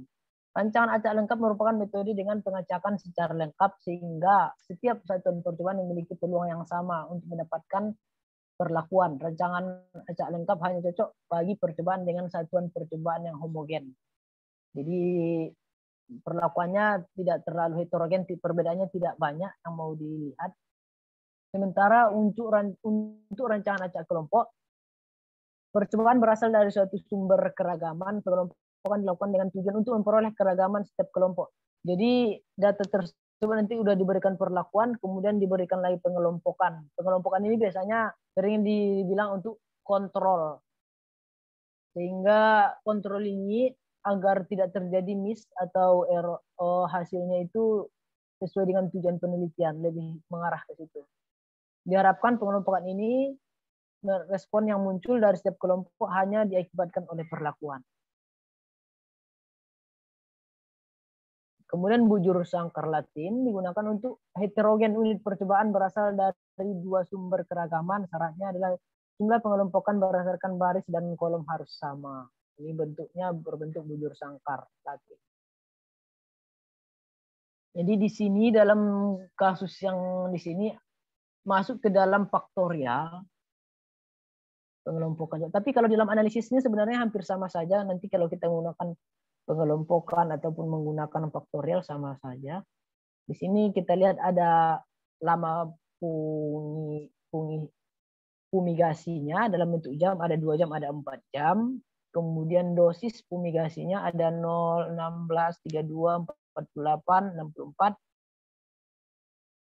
Kemudian pengulangannya 3 kali pengulangan setiap percobaan tadi, sehingga dibentuklah datanya seperti ini. Jadi kita akan melakukan analisis ANOVA-nya. Ini masuk dalam kategori faktorial. Jadi datanya di sini saya sudah sediakan normality, oke, ANOVA. Di dalam input Minitab, kita tidak bisa langsung buat seperti tabel yang di sini. Kita copy, kita pindahkan, nggak bisa. Jadi saya sudah sediakan datanya di Excel. Jadi nilai-nilai yang di sini, nilai 96, nilai 98, 94, dan seterusnya, 0. Jadi 96 ini, kita lihat dari mana nilai 96 diperoleh.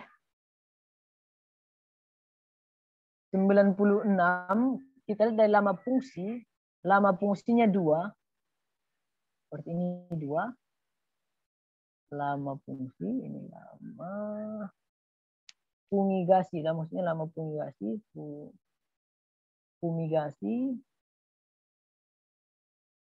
lama fumigasinya 2. Kemudian dosis fumigasi, dosis fumigasi. Kemudian di sini pengulangan.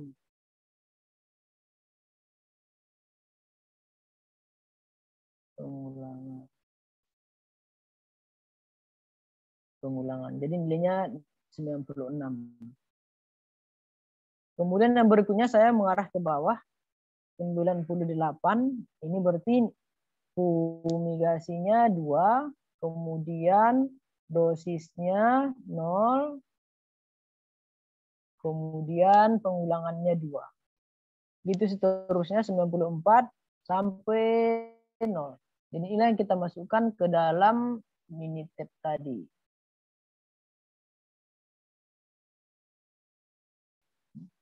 Minitab. Jadi di sini saya masukkan di K17 pasti. Oke. Ini tadi coba saya kode, buat kodenya LF DF pengulangan. LF DF ulang. Pengulangannya ini adalah nilainya. Nilai. Jadi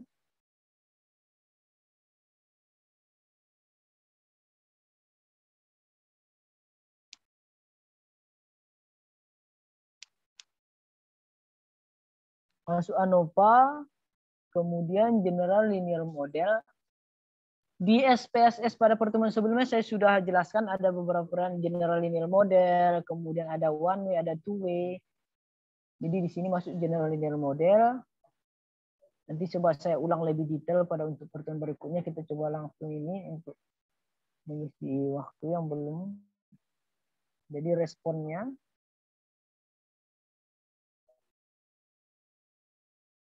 Responnya adalah nilai. Kemudian lama dosis.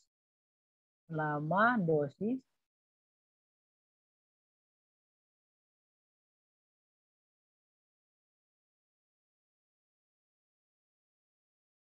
Lama dosis. Pengulangan.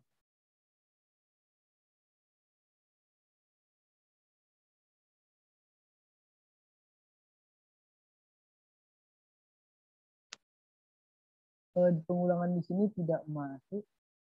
Di sini lama dosis kita kali dengan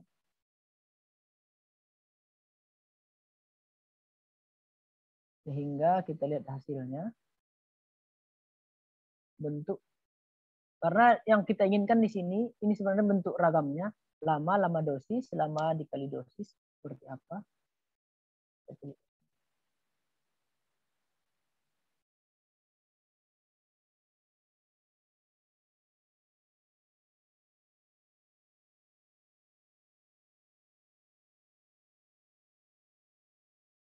Nah, ini nilainya, analisis ragamnya, analisis variannya, ANOVA atau analisis variannya. Jadi PIK 223, DF-nya. Jadi di sini kita lihat langsung saja ke nilai p-value ataupun nanti nilai F, nilai F hitungnya apakah lebih besar atau lebih kecil daripada F tabel. Jadi dari situ kita lihat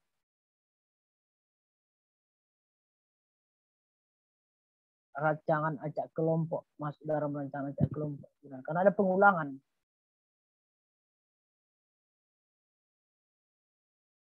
Dari asal di atas dapat diketahui bahwa lama fumigasi mempengaruhi atau berpengaruh nyata terhadap daya kecambah benih tomat. Dengan demikian juga dengan pemberian dosis dan interaksi antar lama fungisida.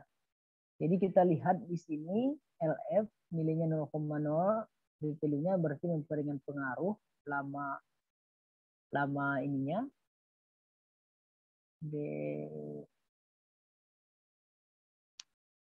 LF tadi lama fungisida dan DF adalah dosis fungisida dan kemudian pengulangan. Jadi kita nggak lihat pengaruh pengulangan di sini karena bukan bagian dari faktornya.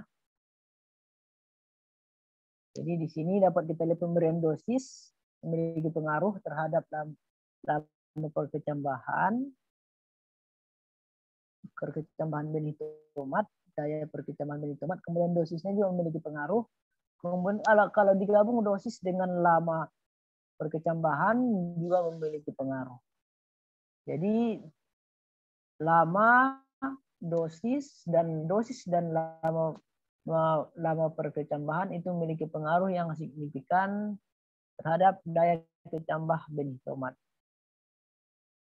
Seperti itu untuk baca faktor. Kalau di sini ANOVA ini untuk melihat pengaruh dari faktor-faktor yang diberikan dalam satu eksperimen atau percobaan. Seperti itu. Oke Bapak Ibu, ada mau ditanyakan? Jamnya sudah 21.30, sudah 2 jam. Nanti akan lebih detail lagi kita bahas analis varian ini. Karena ini saya tadi menggunakan rancangan acak kelompok.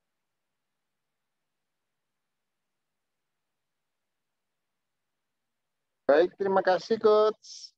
Iya Bapak. Oke, baik. Sebenarnya sudah tidak ada pertanyaan lagi, Coach. Ini ada dari Pak Asmuria, katanya lebih baik mungkin ada kalimat ditanya, diketahui, dijawab begitu. Mungkin tadi masih bingung mungkin Coach. Ini apa kayak gitu mungkin Coach. Karena kita kejar ini materinya kan lumayan banyak gitu. Saya takutnya ada nggak masuk nanti di beberapa, kan kebutuhan beda-beda tiap orang kan.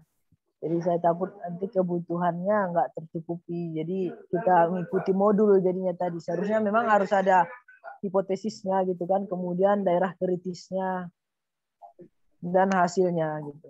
Kalau semalam di SPSS saya buat seperti itu sih. Tapi ini karena waktunya tidak banyak gitu kan Pak. Mungkin untuk pertemuan berikutnya saya coba detailkan lagi. Ya, baik Coach. Mungkin nanti juga file yang untuk diolah ini mungkin bisa juga ya Coach, biar bisa mencoba sendiri mungkin seperti itu ya Coach. Iya. Ya. Sudah tidak ada yang perlu ditanya lagi. Mungkin dicukupkan dulu ya untuk malam ini karena sudah pukul 21.33. Sudah malam, Bapak Ibu juga harus istirahat Jadi mungkin nanti kita ketemu lagi di jam yang sama untuk besok pagi di jam 19.30. Terima kasih Mbak Bapak Aya. Ibu. Terima kasih Coach Haidir. Terima kasih. Terima Selamat kasih. malam. Selamat beristirahat. Malam.